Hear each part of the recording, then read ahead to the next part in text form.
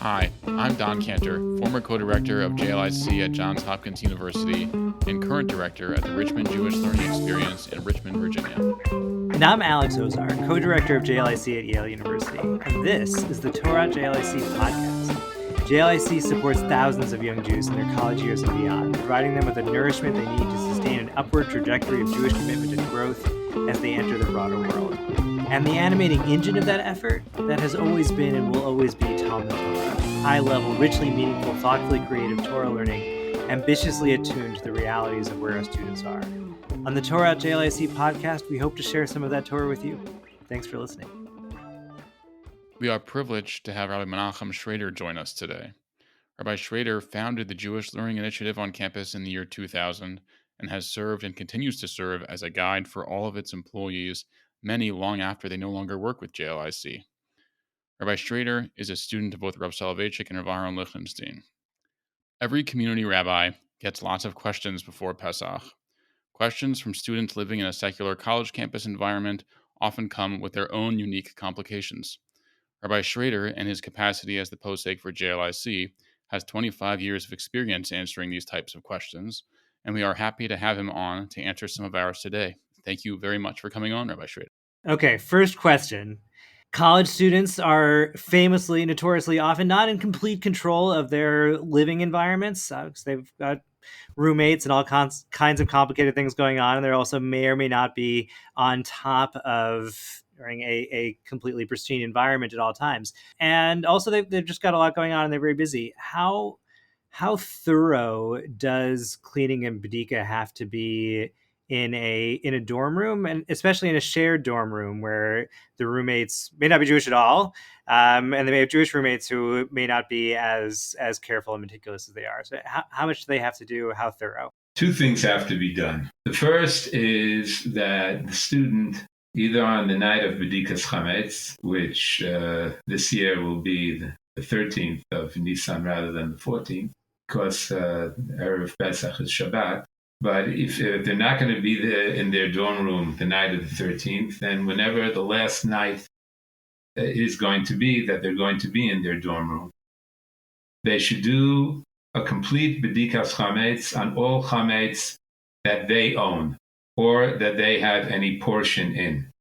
In other words, they have a roommate. The roommate may be Jewish, the roommate may not be Jewish, but there are things in the dorm room that belong exclusively to the roommate. The Jewish student is not required to remove chametz that belongs to a different person from the room. Even if that person is Jewish, it's not necessary. It's very standard in Jewish homes and based on the halacha to clean under couch cushions and behind the refrigerator and get dust and crumbs. But here it's especially unclear, like whose Cheerios those are that are in the couch cushion. Like, is that necessary in these cases? Yes. Anything that the roommate will tolerate in terms of cleaning up, and I would imagine that the roommate would appreciate it. The Jewish student would take the full responsibility to clean their dorm room or their dorm apartment. Must be dealt with and disposed of as he would, or he or she would dispose of the rest of the chametz that they own.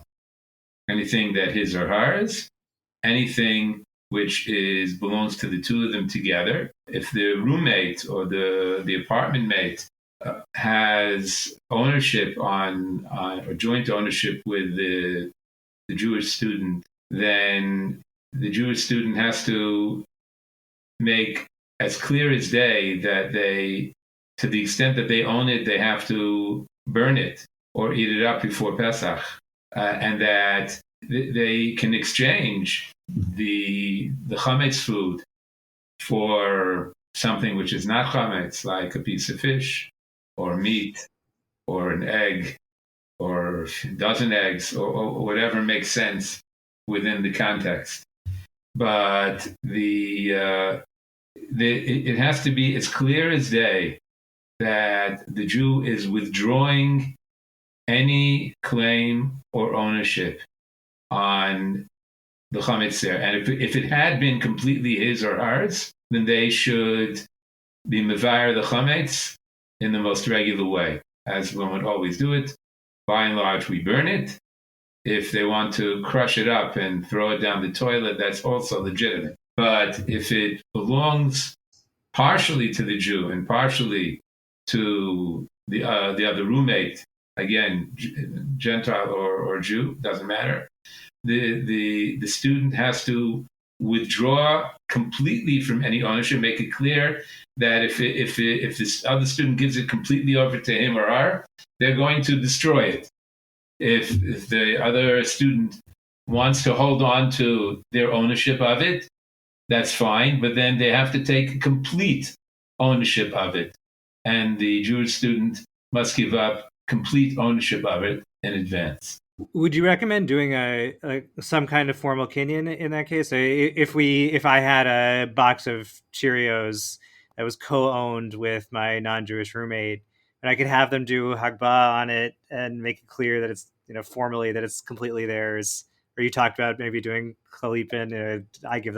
They give me something else in exchange.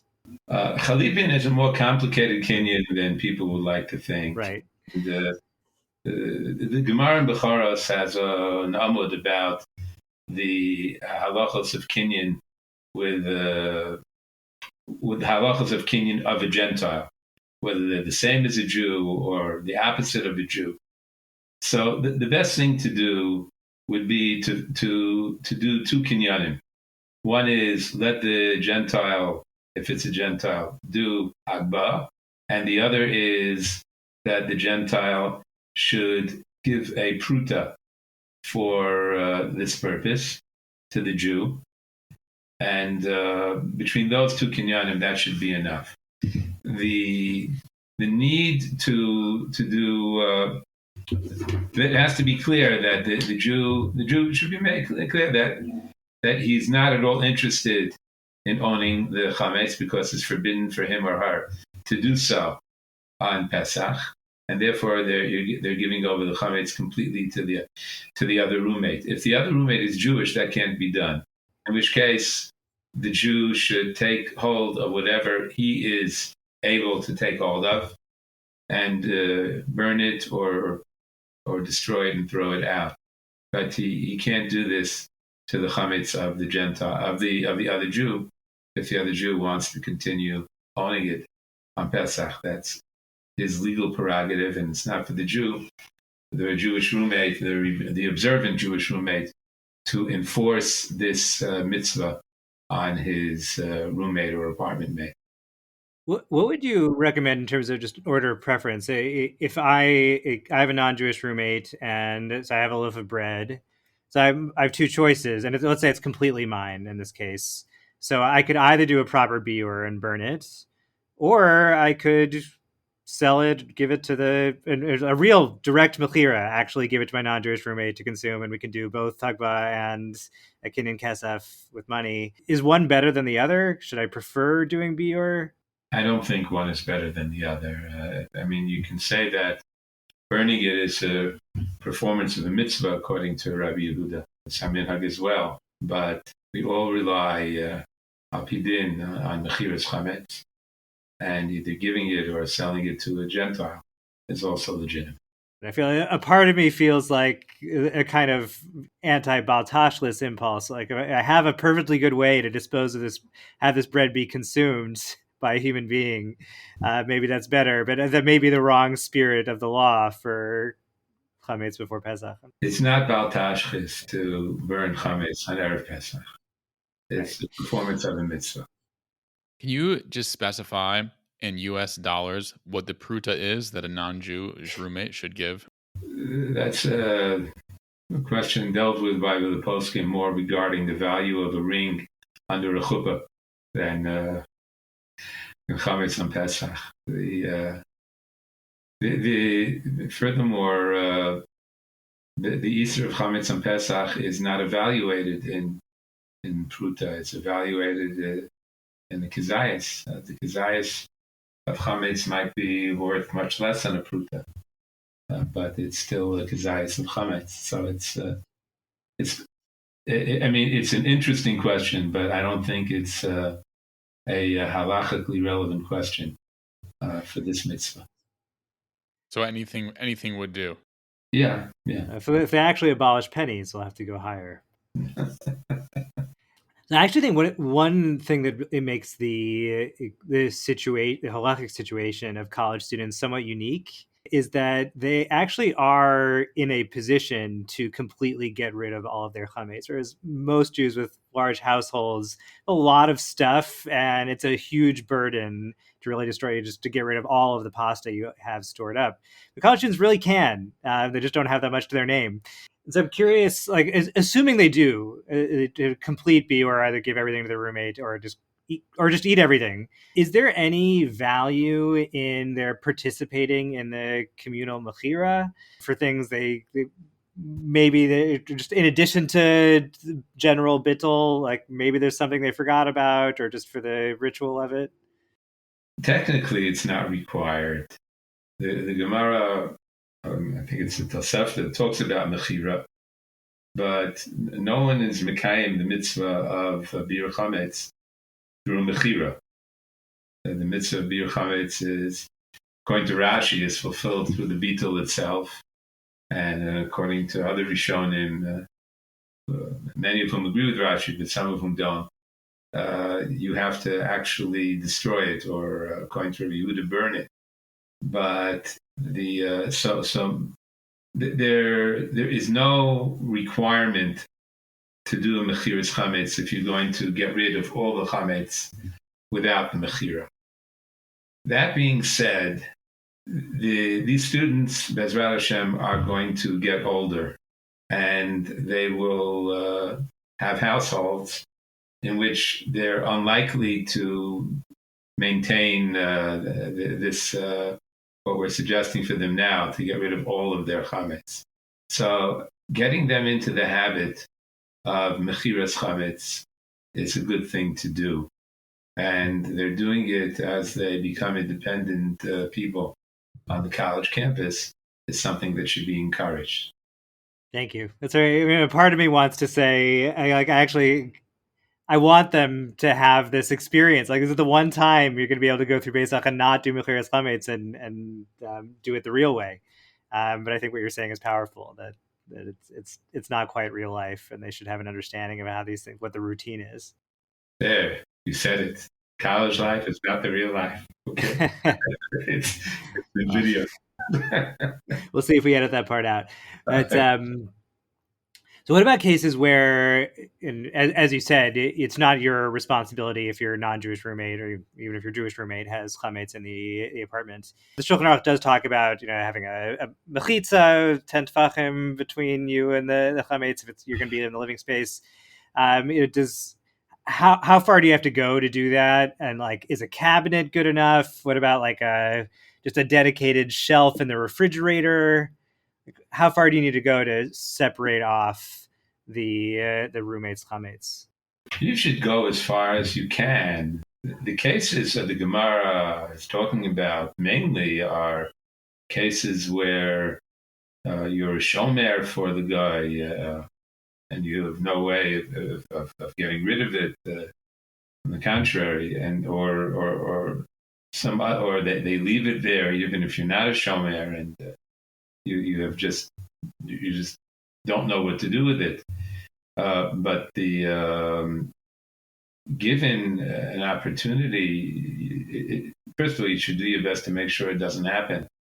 Students should do their best not to be in such a room or an apartment during Pesach, if it is going to happen. But let's say there's no choice, or the student is simply not willing to leave. If your roommate is willing to have you make a mechitza of 10 tefachim around his chametz, you should do it. Somehow I find it strange that the guy or the Jew who insists on having the chametz there is going to agree to having a mechitza of 10 tefachim around it, which would be minimally 30 inches, 40 inches, according to some. It's tough, but technically speaking, yeah. I read an article a couple of years ago addressing this question that recommended that students put up if the non-Jewish roommate is eating chametz in the apartment, the student should take the mattress from their bed and turn it on its side to create a mechitza, which, again, I wasn't sure how practical that would be for students given the way it would look and the conditions. But I agree with you. our students are often living in rented apartments, as many adults are also, but they're often very nervous about koshering the kitchen, at least based on the kinds of standards they might be used to. So, I think a fairly standard recommendation is to use a self-cleaning cycle on the oven, but that can cause damage. The oven, I've had students who are very nervous about doing that. They're maybe concerned about pouring boiling water everywhere on the countertops. And also they just may have like very limited cooking equipment. They've got one frying pan and one Pyrex pan. And they're just if you have general advice on koshering kitchens in ways where people both have limited resources and where they're nervous about using too high heat. The student has to come to terms with their decision to use their kitchen on Pesach and that they're going to kasher it. If you're going to kasher it, then it has to be kosher. And that might involve things that the student doesn't appreciate. If the student has spent their whole life going to a hotel for Pesach, and they just never saw anyone kasher anything, then this is going to be a shock for them.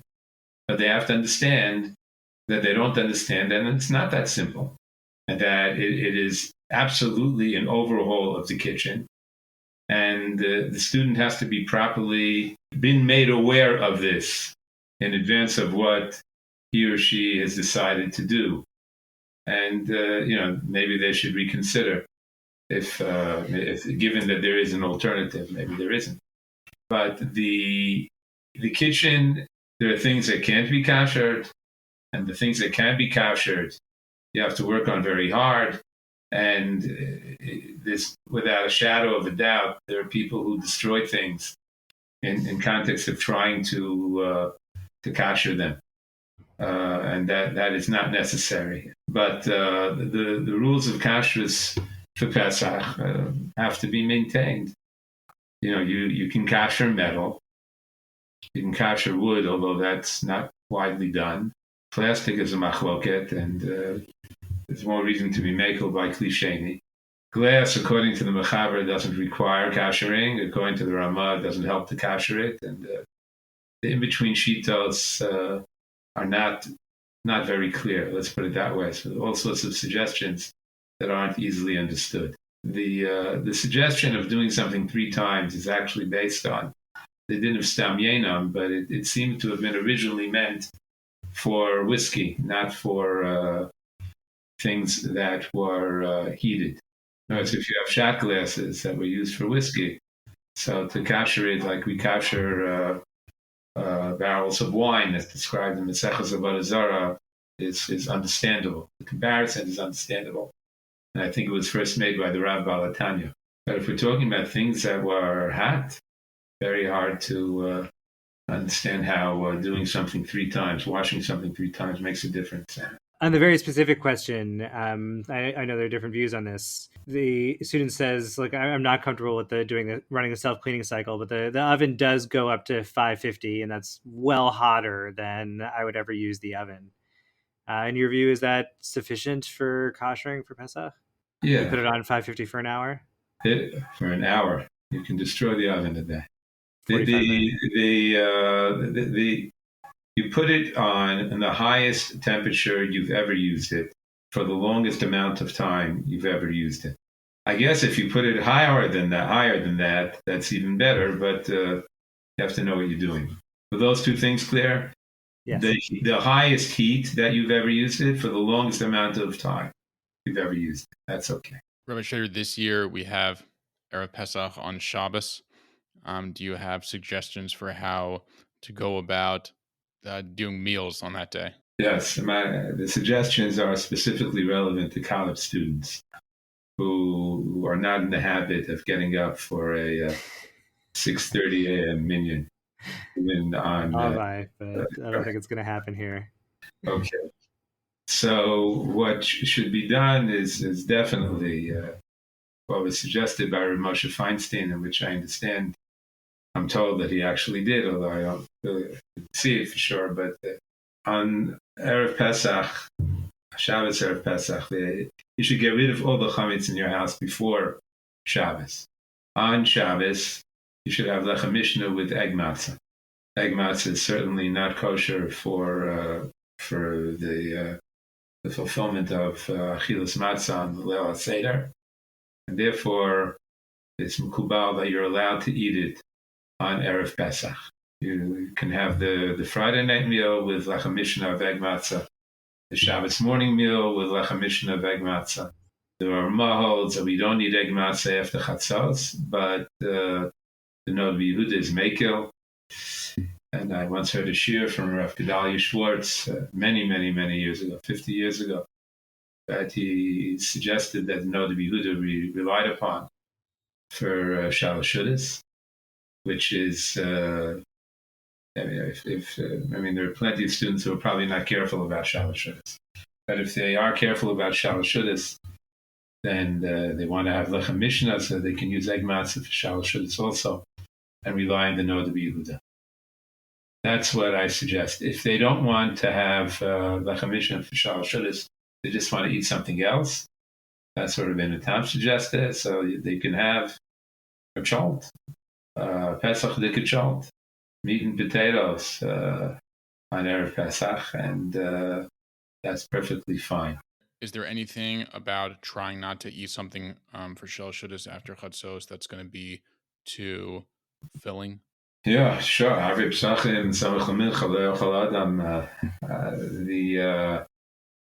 But there's a machlokas rishonim when that Easter begins, and it's machlokas. It's machlokas rishonim. I can tell you what we do. We have we have a lechem mishnah meal Friday night, lechem mishnah meal Shabbos morning, and for Shalosh Shudas, which we do eat after chatzos, so we don't have matzah or chametz. We just eat. We have a chalt, and that's it. That's it. Kasher the Pesach chalt. For those who want to have 3 complete meals, so it's known that the Gra ate the 3rd meal before chatzos, at a time before chatzos, and according to the Rush, there's no requirement of eating Shalosh Shudas after chatzos. The Rambam takes for granted you must eat the Shalosh Shudas after chatzos. Certainly, you don't have to worry about the Rambam Pshita on Erev Pesach Shechal Yos B'Shabbat. This is a question we may get from students that I will certainly have already gotten, and we'll certainly get again from Hillel, our partners here. Is there any latitude to at least begin preparing for the Seder before it says on Motzei Shabbos? Maybe even to sit down and begin the Seder after Shkia, or maybe with the help of a non-Jew if they have people on staff who can start getting things set up. There's certainly room. It is a tzarech mitzvah, but that being said, there is Kedushas HaShabbos and Kvod HaShabbos to be concerned with. Having a Gentile do it, I think, is a good idea. Not all of us have that option. I'm not saying we should run for it, but the food for the Seder can be cooked Erev Shabbos, and then to set up, you'd be surprised, and the elitist families that come back from shul and then start putting together the table for Yom Tov and for the Seder. It's much more common than one would imagine, but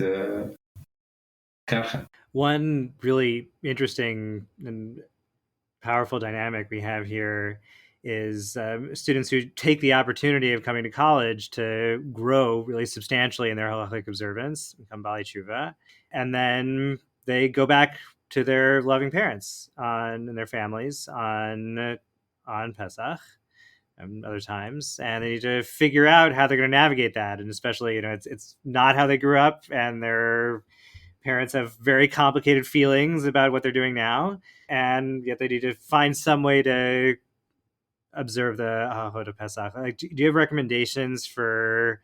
Is there anything they can do in their kitchen? Can they keep some pans to themselves, even though not all of the kitchen equipment is going to be kosher Pesach? Or other recommendations you have for allowing students to be able to cook in their parents' kitchen when they can't necessarily rely on everything being done according to the letter of the law by the rest of the family? There's certainly things that can be done, and there's certainly ways of doing it. And the question is relevant not only on Pesach, but all year long, frankly. And many of the students, I guess, there are very few people who keep kosher all year long and don't keep kosher the Pesach. So if it's hard to imagine, it could be the student just never comes home except for Pesach. Maybe that's why this becomes an issue suddenly. But there are always details that make it easier or more difficult. So to give a broad answer to this question is likely to be misleading. It's crucial for the student to speak to their JLIC, Torah educator director, to deal with the particular details of their family. Many of these students, their father is not Jewish and their mother is, and some of them, their father is Jewish and the mother's not, and they've undergone a biur, and the what's owned by whom is itself complicated, and there are parents who are insistent of having non-kosher food or chametz or whatever all year long, or dafka on Shabbos or Pesach or whatever else. And you can't talk about it bashamayim and say in Yiddish in the Luf. It has to be dealt with in the reality of a particular situation that has to be worked out. Are there any scenarios in which you would recommend a student to go to class on Yom Tov itself, which is whatever I tell them, I will tell you that this is something that is done fairly commonly. Curious both just on a Halakhic level and then in terms of teaching and education, how you would recommend addressing this kind of question. If a student asks whether to go to class, they should be told no. You should not go to class on Yom Tov. When they ask why, the answer should be because of the Ramban's explanation of Shabbaton, which is a term used regarding Rosh Hashanah in Parashas Emor. Yom Tov has not just the technicality of Isur Malacha, the Reisland Rabbanan, but it also has an atmosphere that is supposed to be accompanying it. And the classroom does not maintain that atmosphere, ever. If a student goes without asking, as I'm sure happens, feeling that they know or they're not interested in being told otherwise, there's no point in telling them, what you're doing is wrong. They may well know what they're doing is wrong, or they may feel that they know that what they're doing is right, or whatever. But if a student takes the trouble to ask whether they should go, they should certainly not go. What the student may do is ask a Gentile student in the class to record the class or video the class even. It's fine. And they should pay them for it in advance. Is that an avera of amira l'nachri? Well, I don't want to explain why I don't think so, but I don't think so. And that being the case, I think if the student feels, there are many universities where students don't attend all classes in a very free way, and that suddenly this becomes a major issue on Shabbos and Yom Tov, Yom Tov in particular in this case. The student can ask in advance, can pay a Gentile student in advance to either record or video the class, and it's all right. This is one major generational divide I have found. I never went to class in college, but many of my students do, and I don't quite understand why. I find it confusing. But a final question related. Do you have recommendations for how students should conduct themselves on Chol HaMoed in terms of their class and homework and just their work schedules? I think, first of all, that students should attend class on Chol HaMoed if they, and that the chumrah of not attending classes on Chol HaMoed, L'aniyut dati, is exaggerated. First of all, there's no technical isur sitting in on a class. Second of all, it may well be davar ha'aved. If the student feels it's so important to attend class, must be they're really losing something by not attending. So even if there would be a technical isur, it would be mutter. Whether they're allowed to take notes, they're certainly allowed to take notes on their laptop. And if they find it necessary to take notes with their hand for whatever reason, that's again, as davar ha'aved, that could also be permitted. If the student doesn't need the class, I mean, it shouldn't be that the only classes the student ends up attending the whole year is on Chol HaMoed. Rabbi Schrader, thank you so very much for this particular session, obviously, but for all of the guidance you provided us as educators for as many years and also all of our students for so many decades. It's been a slice on my part throughout these years.